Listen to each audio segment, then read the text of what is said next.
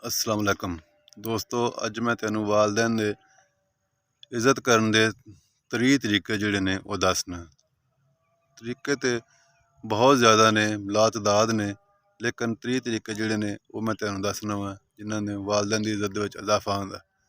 Number 1, जो तुसी वालदैन नूं मिलो तो अपना मोबाइल फोन जिहड़ा ना उन्होंने साइड ते रख दिओ।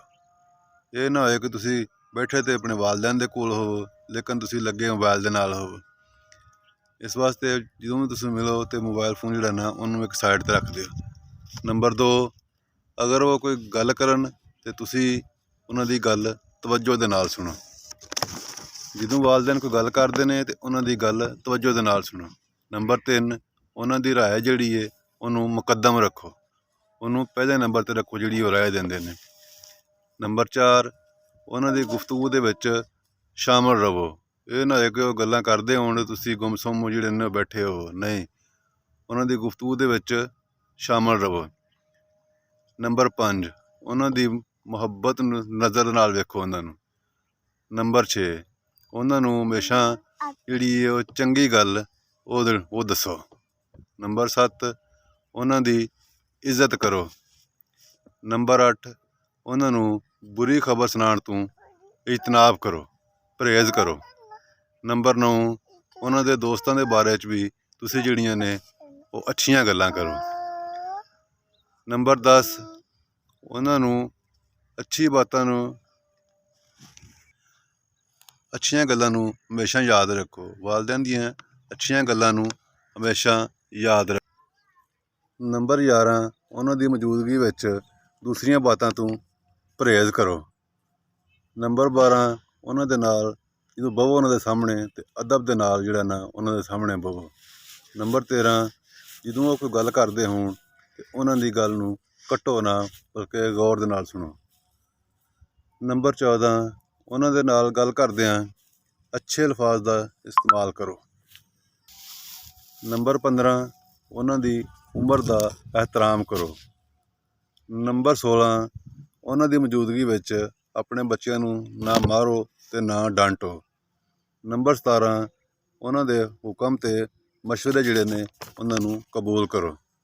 नंबर 18, उन्हां दी मौजूदगी विच उन्हां दी राय जरूर लवो बल्कि उन्हां दी राय नूं मुकद्दम जानो। नंबर 19, उन्हां दी मौजूदगी विच अपनी आवाज़ जिहड़ी है उन्हां दी आवाज़ तों उच्ची ना करो। नंबर 20, उन्हां दे नाल चलदिआं होइआं तुसी जिहड़ा उन्हां तों अगे ना लंघ जाओ। नंबर 21 जिहड़ी है उन्हां तों पहलां खाना जिहड़ा ना वो शुरू ना करो, पहले वालदैन शुरू करन ते फिर तुसी जिहड़ा ना वो खाना शुरू करो। नंबर 22, उन्हां दे सामने तुसी अपने आप नूं नुमायां जिहड़ा ना वो ना करो। वो यह ना समझण अपने आप नूं तुहाडे तों कमतर ना समझण, वो तुहाडे वालदैन ने, उन्हां दे सामने तुसी अपने आप नूं बहुता नुमायां ना ज़ाहिर करो। नंबर 23, उन्हां दे सामने जो तुसी बवो तो पाँव जिहड़े ने उन्हां दी तरफ ना करो। नंबर 24, उन्हां दे नाल बद अखलाकी दे नाल गल ना करो। नंबर 25, उन्हां नूं अपनियां दुआवां दे विच हमेशा शामिल रखो।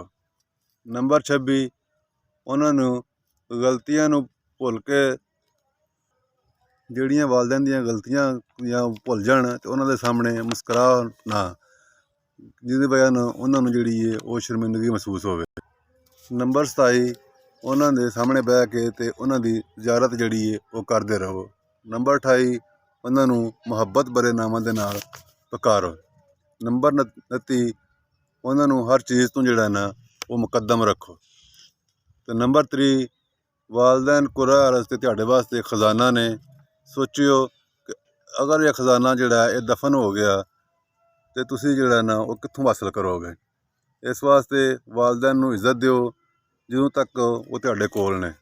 अगर तुहानूं मेरियां गल्लां चंगियां लगियां होण तो इन्हां नूं लाइक, शेयर ते कमेंट जरूर करिओ। शुक्रिया।